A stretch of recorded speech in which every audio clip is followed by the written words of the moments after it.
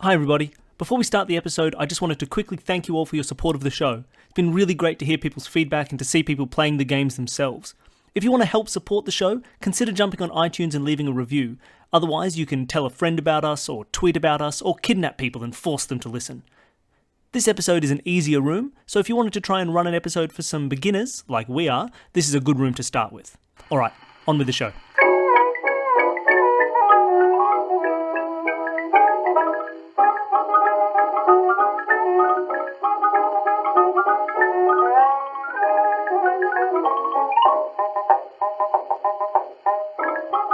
Welcome to Escape This Podcast, a show that's a mix between tabletop role-playing and escape room puzzles.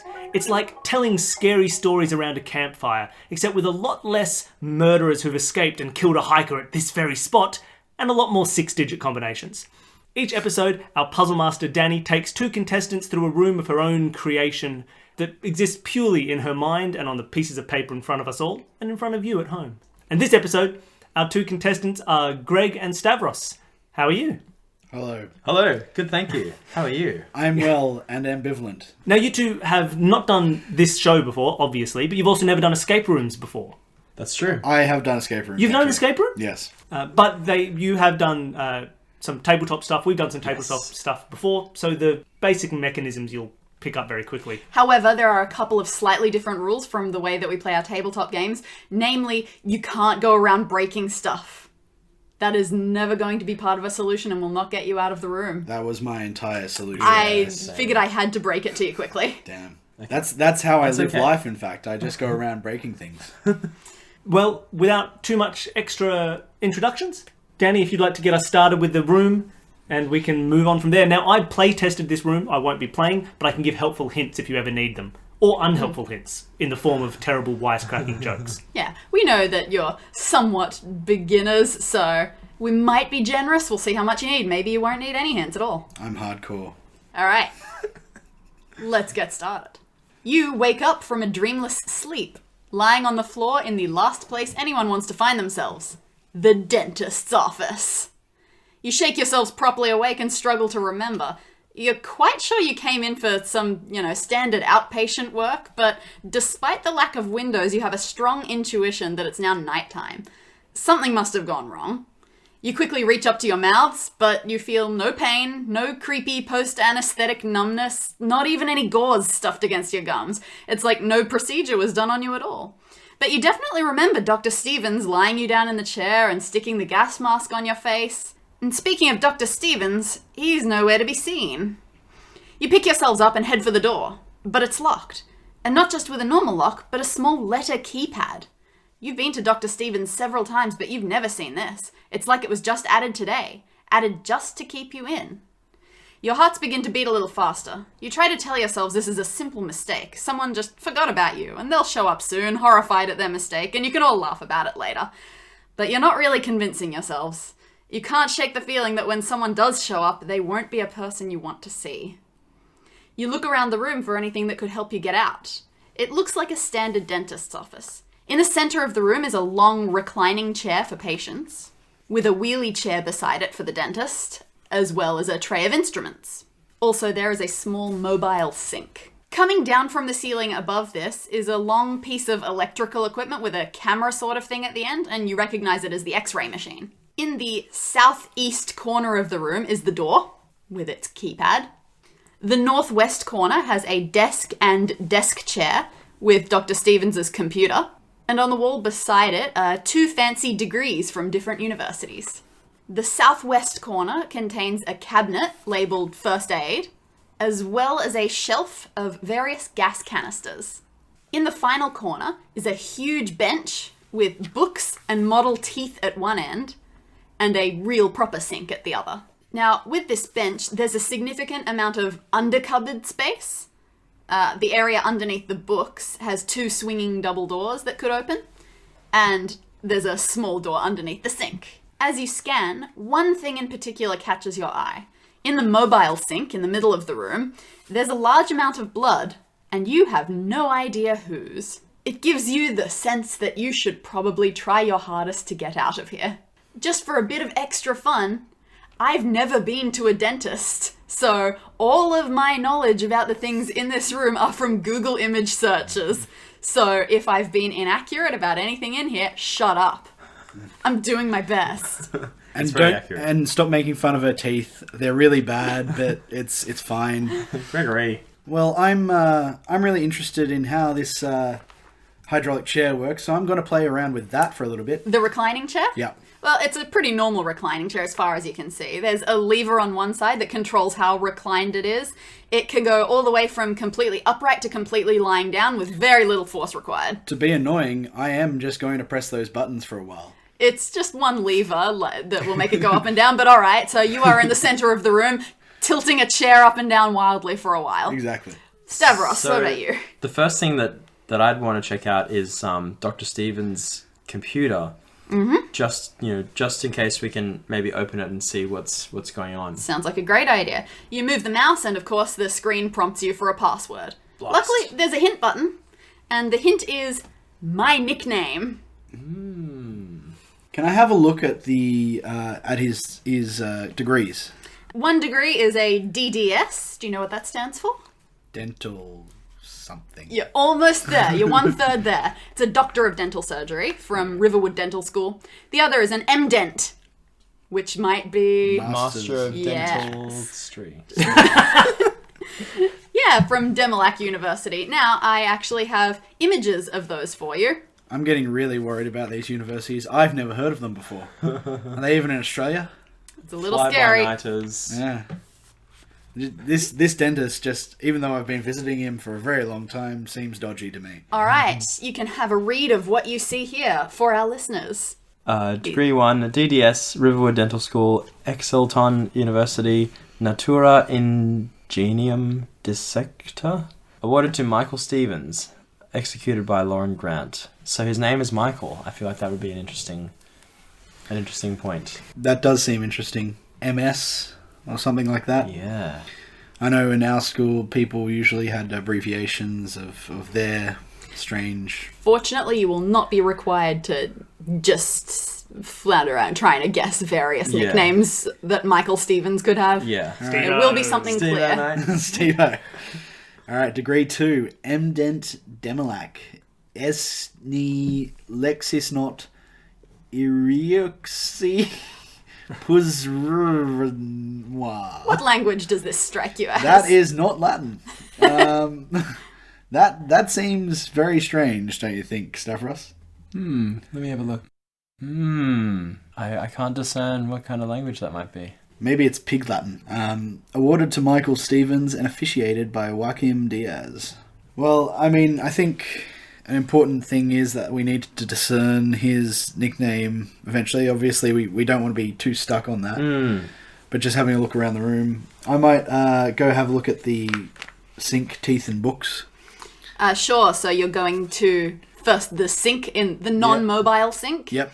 So there's no blood in this one. This one's very normal. It's got all the normal stuff around it, like liquid soap, hand towel, paper towel dispenser. The paper towels, you notice, must have been special ordered because they're emblazoned with the names of with the name of a university. Each towel says Demelac Medical in big letters. Can I open the cabinet under the sink? That cupboard under the sink opens quite easily, but it reveals nothing except some small, slightly shoddy pipes. Alright, well, I might just play around with the teeth a little bit. Sounds like fun. They're models of people's mouths. They're alarmingly realistic. You think they must be something that dental students practice on. There are 5 of them sitting here, each one with its own little problems that would need fixing. You know, missing teeth, loose fillings, a little bit of everything. I'm going to take one, walk up to Stavros and go, "Hello, Stavros!" with it. And be like, "How are you today?" And then I say, Gregory, come on. We need to try and stop messing around. Probably, but this is funny. Alright, I go back and... What is an escape from a possible homicidal dentist without laughter? Exactly.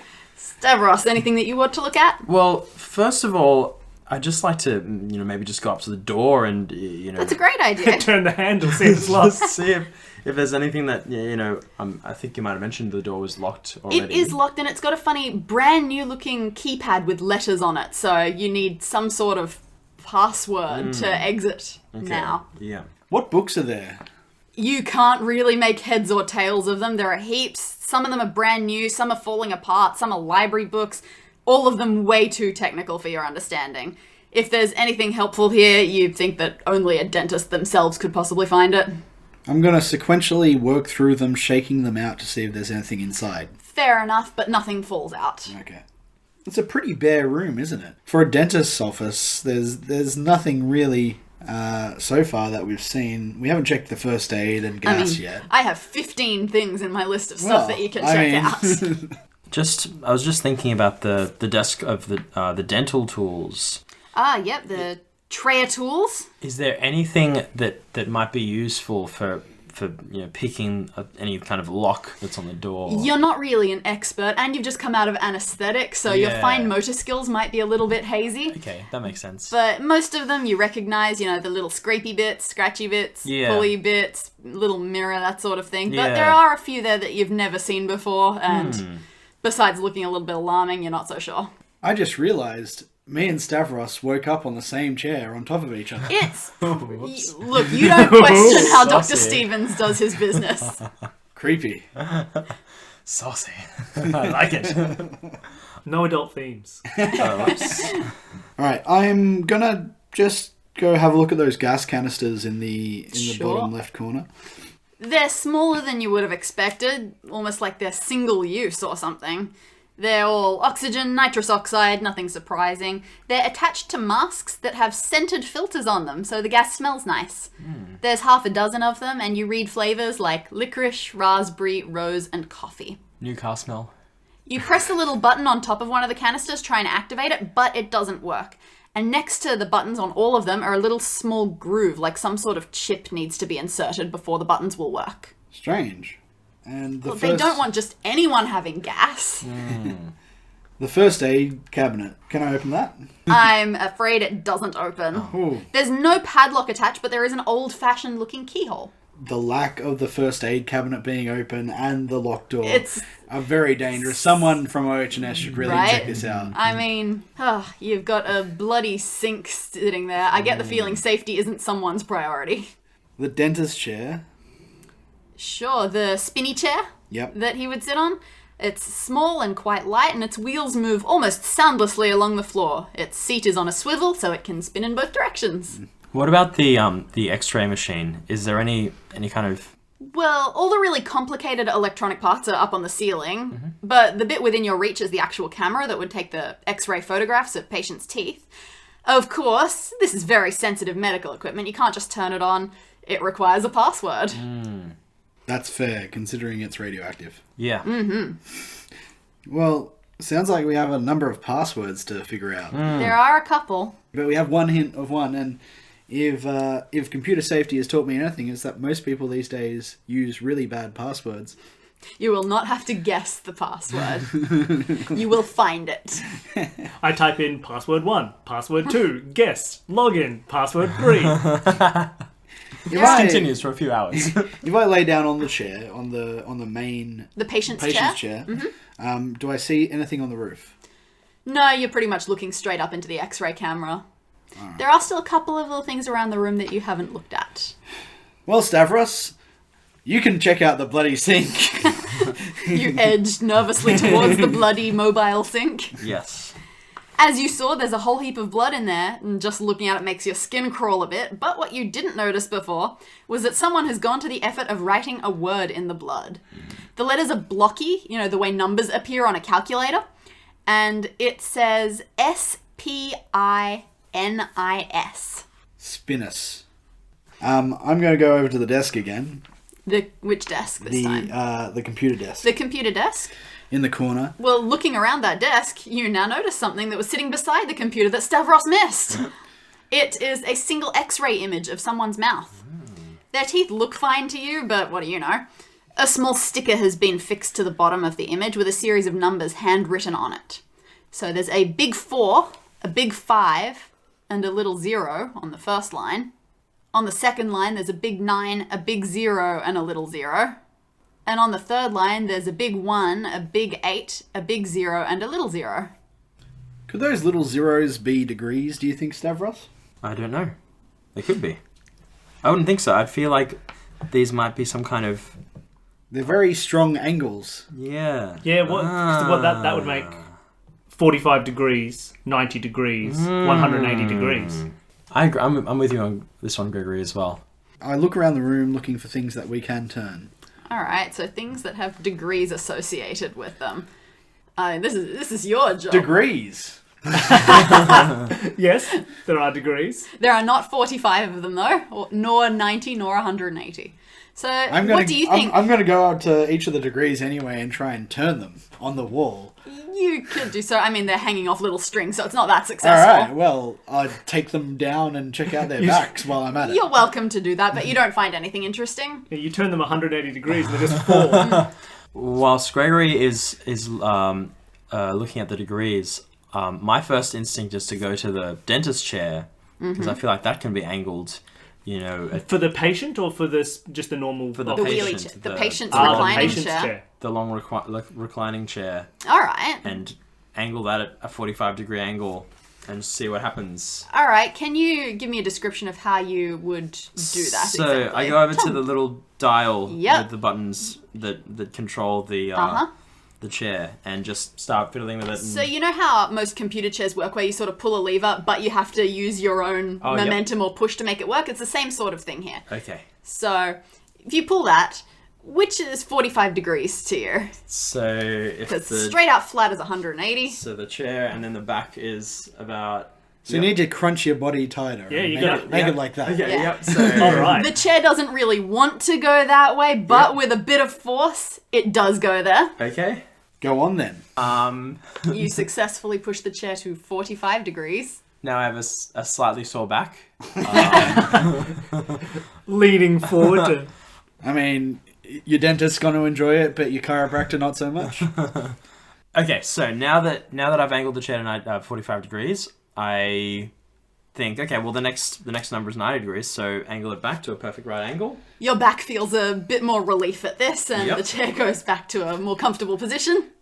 And now that we've done that, you know, there's no harm in pushing it all the way back to 180 degrees. You So lie back down flat. lie back down flat. So it doesn't sound like what you did was very good for the chair. Yes. In fact, after you've tilted it to that 180, you hear a metallic clang come from underneath it.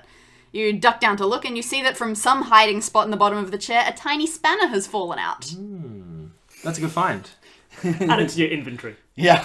There is also still another thing that you haven't looked at, just one last thing. So you looked at the cupboard under the sink and the bench, but there was another double doors cupboard under the books and things. Yeah, you I hadn't was looked going at to ask about that. Gregory, will you do the that. I'm honors? sure you've seen it. Sure, I'll go check out those double cabinets underneath the books. Cool. So yeah, there was one cabinet under the sink that opened and didn't really reveal much of interest, but in the under cupboards under the books, it's double doors and it's locked up tight with a padlock. Almost as if we could maybe use the spanner we just found The spanners unlock locks. to beat it to death. I think we just need to go destroy everything like we were forewarned not to. Wait. It was a trick. We were giving you, throwing you off the scent. Exactly. The only solution is to break everything. How big is the spanner approximately? It's small, but it's functional. The biggest thing I would think you can adjust with a spanner is piping. So let's go have a look at the sink and see if the spanner is big enough to adjust any piping underneath the main sink. You open the under cupboard of the non-mobile sink, and the pipes there look like the spanner could work quite perfectly to unscrew a few bits and pieces. Let's start dismantling. The bits come out easily, you pull a segment of pipe away, and along with a small stream of water, a small silver key falls out of it. Interesting. Yes. Now we're on the right track. Well, Where did we need a key for before? so there was the cabinet under the desk. I'm sorry, Under under the books. under the books And there was that had a the padlock. first aid as well. Yeah, first aid had a bit of an old-fashioned lock. So maybe we could first of all try and see if the key matches up with that padlock underneath. The key does fit into the cupboard under the books. It turns, you pull on the doors, but nothing happens. They don't budge. Oh, You look closely and you realize that the lock wasn't the only thing holding it shut. There's some sort of glue, some insanely strong adhesive that you can't force your way through. That we would never in our life be able to force our way through. You would never in your This life is- be able to force your way This through. is some Tarzan's grip. This is keeping this thing closed. Oh, Well, I know from having been to dentists and orthodontists and whatever, sometimes they have some kind of tool for, melting like Teeth. glue and, not melting teeth, but like melting the glue that it affixes, orthodontic. Yeah, it implants seems and like stuff. there could be something that would work for that. But if it were going to be anywhere, you get the feeling it would probably be in a medical sort of cupboard. I think we should turn our directions to other places. Mm. What does the spinnus thing mean, do you think? Well, I think it could be maybe a password for the computer. So just to recall when you found that, so you found that in the bloody sink. Someone had written it in the blood. Yes, in that's right. blocky letters, the way numbers are on a calculator. 55. Or maybe 51. Nips. That 51 nips. That clearly says NIDS. The I's could be ones or I's. But the N and P, you wouldn't They're think pretty could be other things. Yeah. Well, have we tried typing it in as a password onto the computer yet, or? You have not? It does not succeed. Okay. It doesn't strike you as a very good nickname. Yeah. Hey, spinners!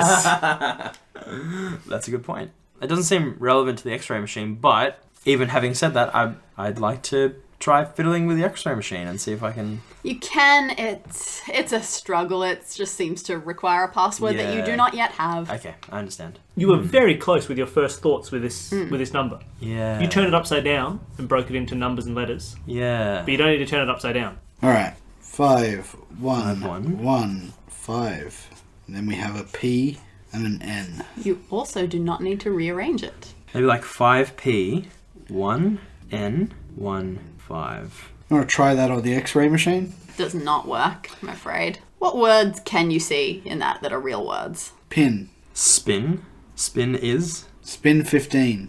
Spin the dentist chair 15 times around. So the wheelie chair this time. Yep.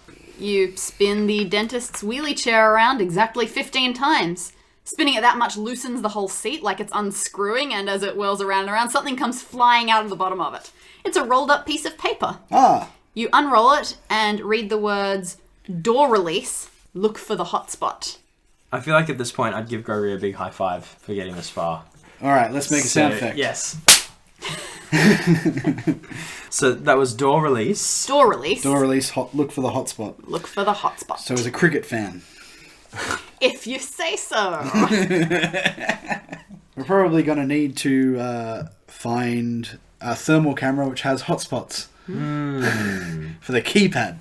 And somehow there's still actually one thing that you haven't searched. Gosh, The computer chair. you're right. We are beginners at this. All right, let's have a look at the computer chair, Stavros. Yes, let's do it. Yeah, you Gregory. forgot about the computer chair somehow. Look, I mean, everything else in the room feels quite new. The chair, let's just say it must have a lot of sentimental value for the doctor, because without even trying, you can see like 3 things wrong with it. The wheels have fallen off, so it's scraping across the floor. One of the armrests is lower than the other, and the fabric on the backrest is 2 completely different colors. Most of it's green, and then there's some random shiny black patch near the bottom. Well, I'm going to have to call up an upholsterer for this. It's an embarrassment.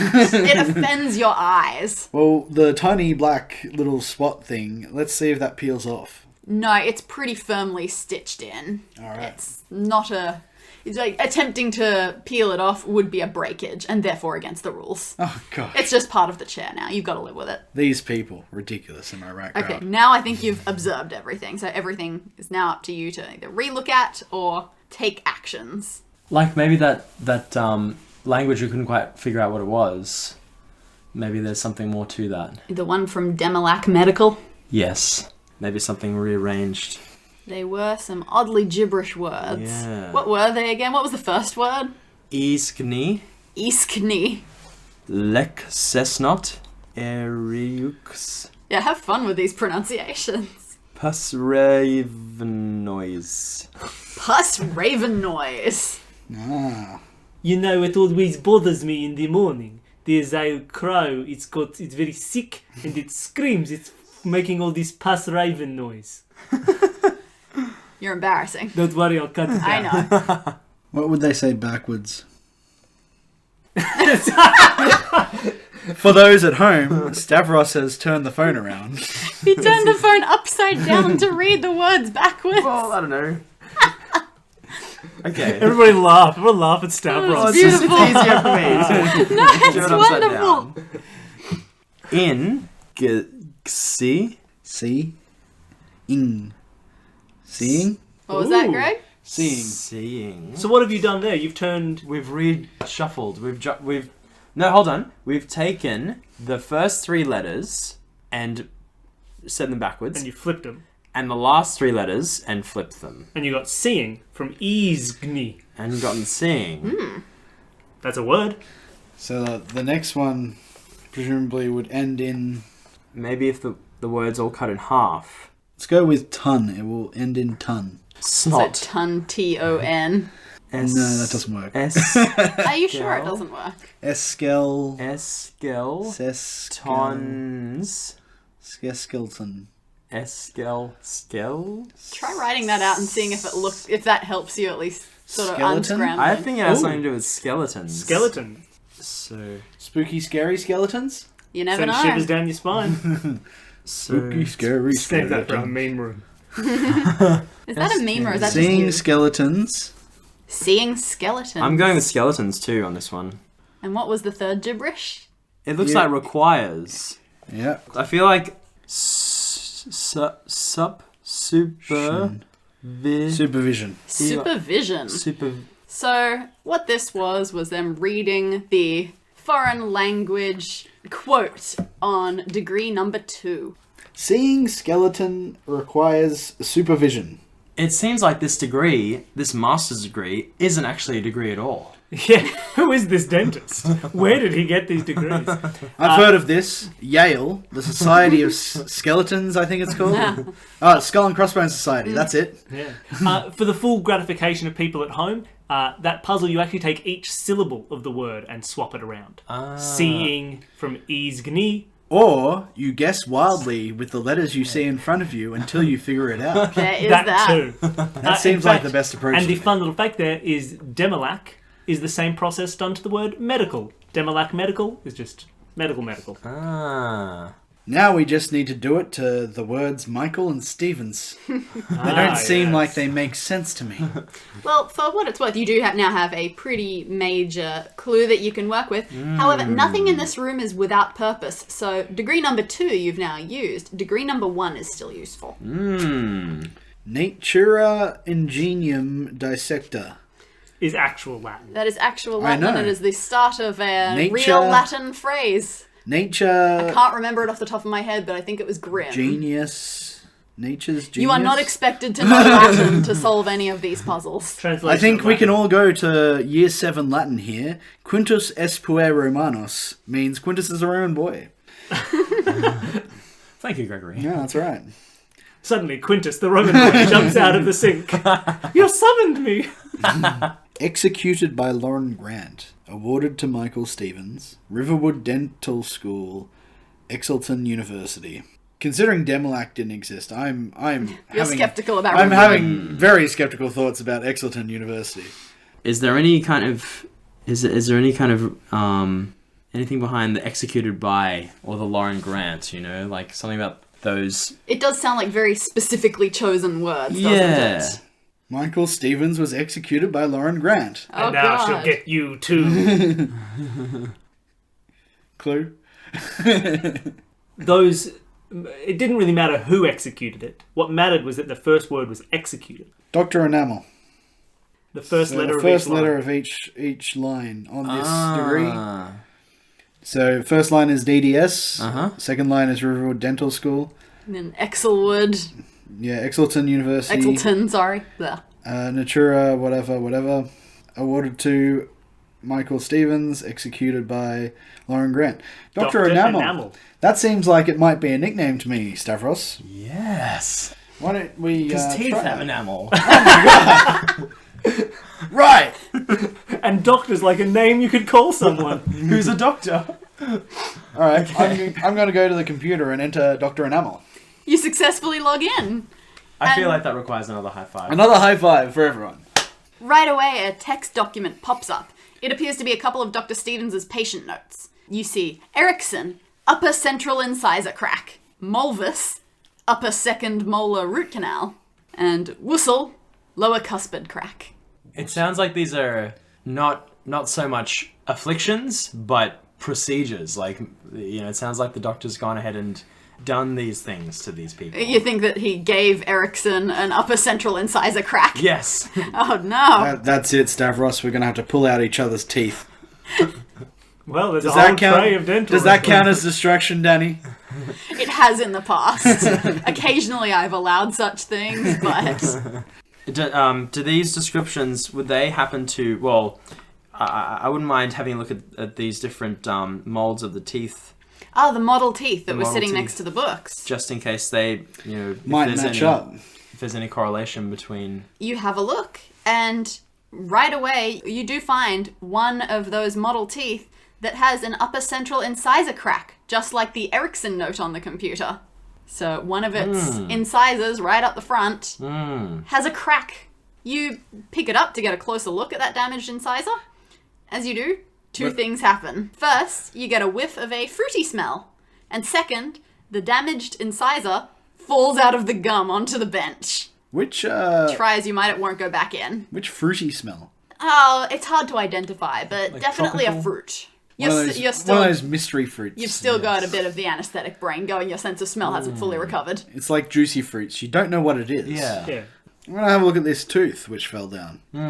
Yeah, I mean, well, really, it's only about 2/3 of a tooth because of the crack that was there. Try as you might, you can't make it get back into the mold. You just can't stuff it back in there, right?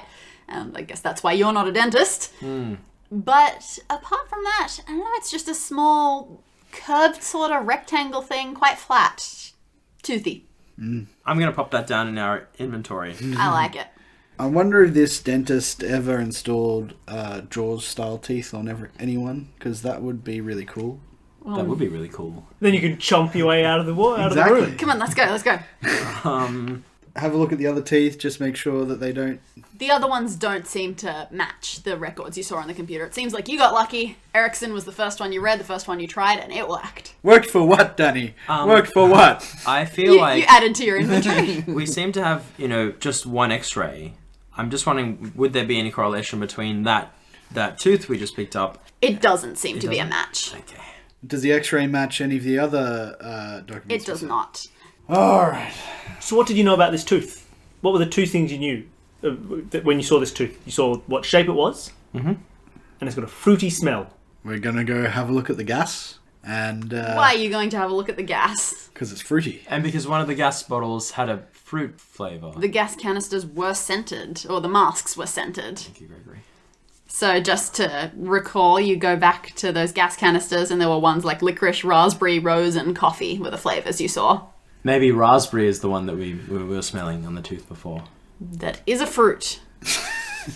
Really? Wow! Alright. And also, if you recall those gas canisters, you press the buttons to try to activate them, but they seemed like they required some sort of chip or something to work. A tooth A chip? literal chip. Would you like to try that I out? would like to try that out. Doesn't work, you idiot. You take your broken fake tooth fragment from the model and you stick it in the groove on the canister, a particular canister, the one with the raspberry. Yes. And you place it in the groove of the canister with the raspberry scented mask. And like it was designed for it, the fake tooth fits. Wow. You quickly press the little button on the canister and the gas mask attached to it starts fogging up with hot raspberry scented gas. You better turn it off before it runs out. But if you can think of anything to do with it besides sniff it. Well, it seems like we're gonna die here, Stavros, so let's get high on gas. Not yet, Gregory. I feel like that hot gas might have something to do with our hotspot for our door release. Look for the hotspot. I think the first thing I'd like to do is just, What if it's like, have you seen those, like, wax dried signs which you can do on the street? I think that before you do this, you should try to solve the other clue that you've got.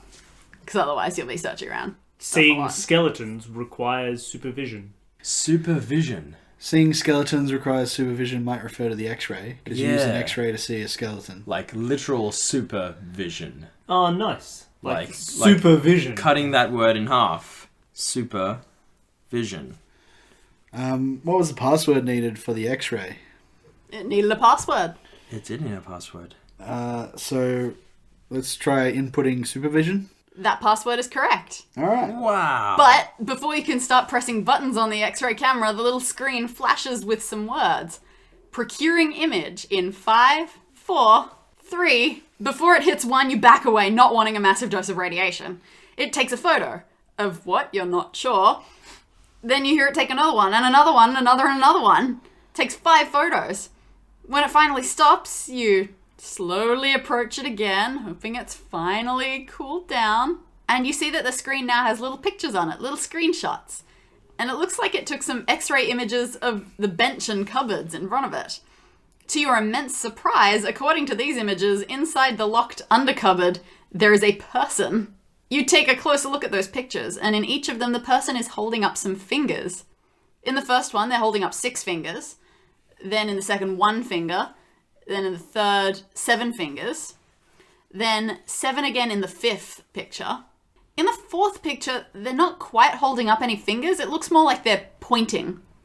In what direction would they be pointing? A general straightforward-ish direction. And this It's a is bit hard underneath to the say. teeth in the sink. Yeah, this is in that cupboard under the books and teeth. So we have 617 pointing and 7. 617 pointing 7.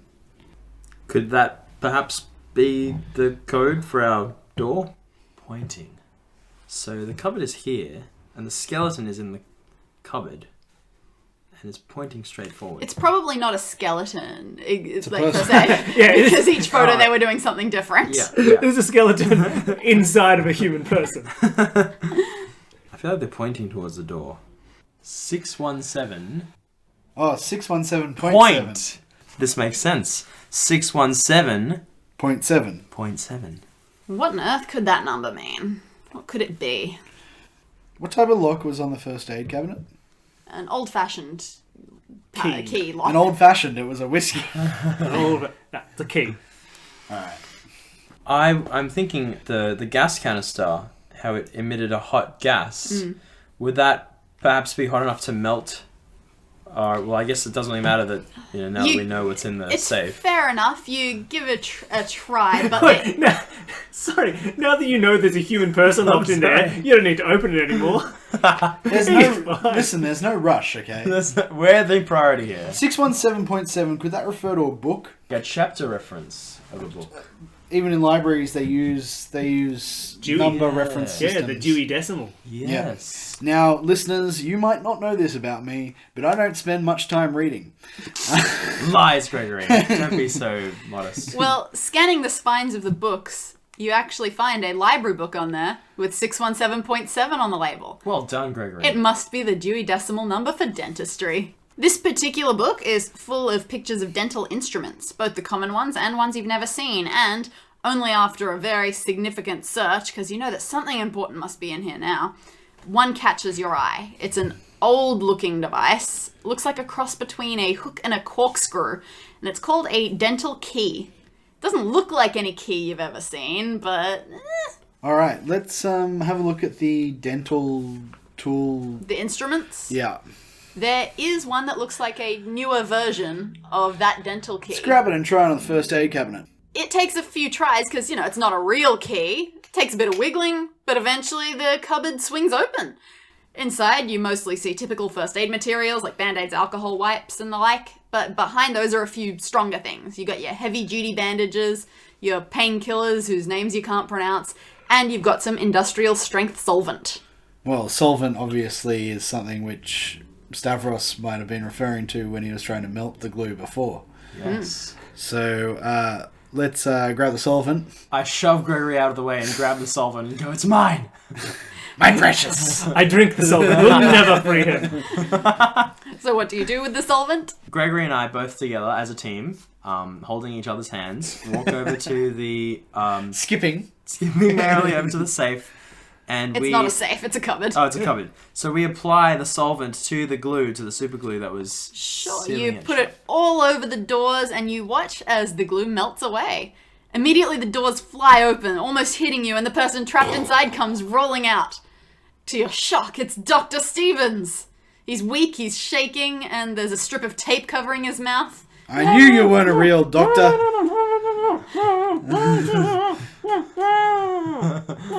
And he's playing trumpet underneath that.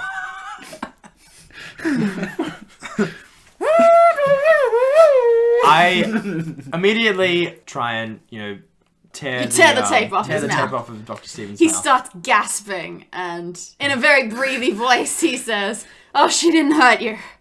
He tries to stand up, but he collapses almost immediately. He turns to one of you and says, "I just put you down for your procedure. She just stormed in.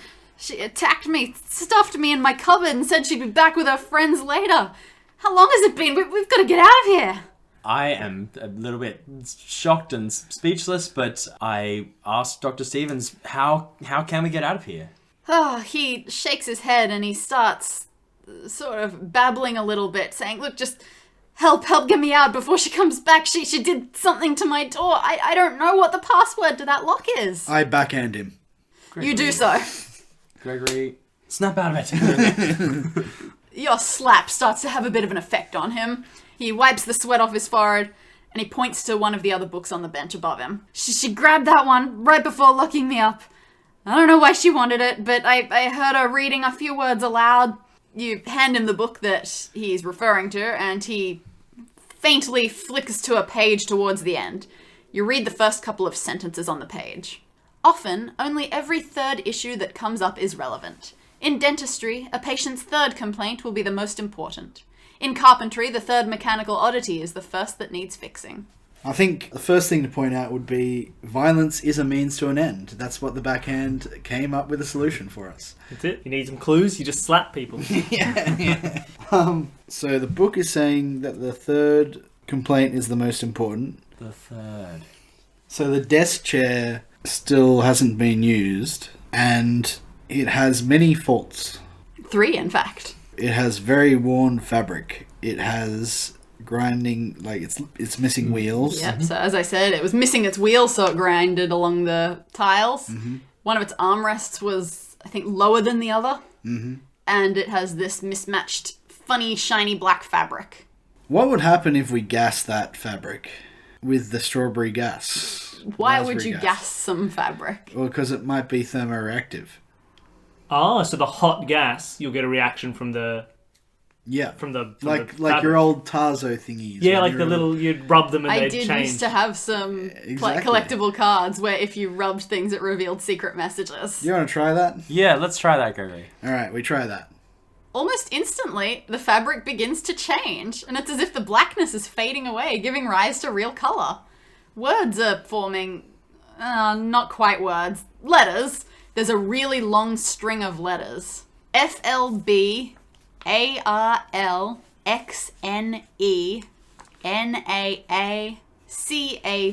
FLBARLXNENAACACNZH. It looks like a very long word. Fulbarlixneknakow. That's it! It's done! FLBARLX XNENACACNZ. NENAACAC Sorry about my handwriting. NZH. Dr. Stevens, by the way, he's semi-passed out on the reclining chair now. He went to a lot of effort to get up on the reclining chair, Dani. He dragged himself. Don't you disparage the man. I mean, goodness, like, He made it through possibly dental school with the nickname Dr. Enamel without getting killed for it. And now some woman has stuffed him in his own cupboard. We yell at him, Dr. Stevens, this is no time for all accent. I think having kind of... I'm just going to try at least to apply that same syllable idea and see if I can make out any words. So what syllable is Frabalks? Yeah. That said, you are not wrong to try applying a slightly previously used idea. do we want to try and see... No, that won't work. Writing it out like Spinnus. Ah. Yeah, no, that's way too long. Well, first of all, do we know how many digits the code is to actually... No, but if you try just, randomly pressing Shocks things you. until it stops at 10. 10. It will not allow you to do more than 10, so it's definitely 10 or fewer. So What it do you definitely recommend, can't be Gregory? all of those letters. There's a significant amount of A's. There's a significant amount of N's. There's a significant amount of L's. I'm just throwing ideas around. That whole thing about the third problem being the third thing. What if it was every third letter? So it would be... Bleach. BLEACH. It's a great Foo Fighters album. I mean, Nirvana album. Damn it. Don't want to say it again, but why didn't do it? Alright, let's input bleach into the keypad. It works. The keypad comes up with a little green light, allowing the door to open. You wrench it all the way open and are met with the sweet sight of the lobby, and whoever this mysterious woman after Dr. Stevens, she's nowhere to be sight, thank God. You burst out onto the street. Dr. Stevens can't stop babbling his thanks nor clinging to your arms. You don't think he's going to let go for a very long time. I'd probably stop and try and call the police, but... Perhaps. I mean, you haven't even asked him what's going on, so who even knows? What's going on, yo? He will slowly babble out an explanation that this person who was after him was his bookie that was giving him sort of inside tips and information in exchange for free dental work, and that just led him into a very unfortunate situation. That's a bad trade. Inside tips are worth a lot more than that. It didn't go well for him. She wasn't giving him the best inside tips. He fell horribly into debt with some very horrible people. So she and her friends were coming to do unsayable things to him. Well, I reckon we should lock him back up and leave. He deserved it. I'm just so relieved to get out. I feel like at this point, I leap into the air. Gregory and I both leap into the air and high-five each other. Well, since Dr. Stevens was holding onto your arm, he sort of collapses as you do that. That's and fine by me. Sorry, Dr. he starts Stevens. crying. Congratulations! You made it! You made it out of the room. Yay, well Huzzah. done! And your time was... 60 minutes and 15 seconds. We do it Well after. done. Yeah, good work. Lovely. How did you feel? Did you feel smart? Or the opposite of smart? The opposite of smart. I feel like there are highs and lows in there. At some points, I was like, what the dickens am I doing? And other points, I was like, I'm so smart. If I was, That trapped in tends to be the way that escape rooms go. Yeah, if I was ever trapped in a real situation, I'd feel a lot more confident in my abilities. Yeah, to- well, Good lovely. to know. Maybe this can be a nice intro into the whole thing for you. You can go around. There's plenty of physical escape rooms in Sydney. You can go check out and see what they're like. I think you guys have only added to my horrifying fear of dentists with this, and I shall live with it forevermore. I don't Good. think that dentist in the end was particularly frightening, though. Yeah, you should be afraid of bookies. That's true. Alright, time to go gamble. Yeah. So that was really lovely. We'll finish off with an introduction into our next room, but if you're interested at all in following up with any other projects that Greg's doing, too bad. Greg has no projects. He's a terrible person. But Stavros, you have a band. You're a musician. Yes, I'm a vocalist in a metal rock band called Snow Leopard, and we're based in Sydney, and we have a few shows coming up. Feel free to come and check us out, and hit up our Facebook page. Just type in Snow Leopard into your search bar, and search for the one with 2 umlauts above the O, and you'll find us. Please feel free to have a look and give us a like. Perfect. Lovely. And we've replaced our outro music this episode with a thematically appropriate clip of a Snow Leopard song. Dani, would you like to give us a sneak preview for what will happen in the next room? So this one I previewed as one of the scariest places that everyone hates. The next room has a certain object in it that plenty of people, myself particularly included, are terrified of. Especially when it does things that it is not naturally supposed to do. Running out of time, clock's ticking, and you're about to blow my mind. Can't stop, what do I do? Give it all to you! And I never thought we would ever get this far. But we did, and now that we're here, my guns are never loaded, any minute it'll blow. And all I need is 5 more minutes. And that's 5 more minutes to get to you. Baby, please, 5 more minutes. And the sooner I will be through. talking loud. And I never back it with a walk. I stop the walking, started to run. I'm sprinting now.